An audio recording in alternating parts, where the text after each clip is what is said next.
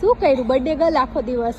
બહુ મજા પડી ગઈ હતી. શું કર્યું? સવારમાં ઉઠ્યા, પછી નાહ્યું ધોયું, કપડાં પહેર્યા, પછી ભગવાનના દર્શન.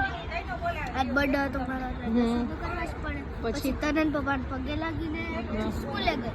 પછી બધાય ટીચર્સને ચોકલેટ દીધી, પેન્સ દીધી, અને પછી બ્લેસિંગ લીધા, અને પાછા ક્લાસરૂમમાં છે ને, અને પછી બ્લુ પેન બધાને બ્લુ પેન આપી એમ? અને પછી છૂટીને ટાઈમે ઘરે આવી તો મમ્મીએ બનાવ્યું હતું ચિપ્સનું શાક અને રોટલી અને રસ.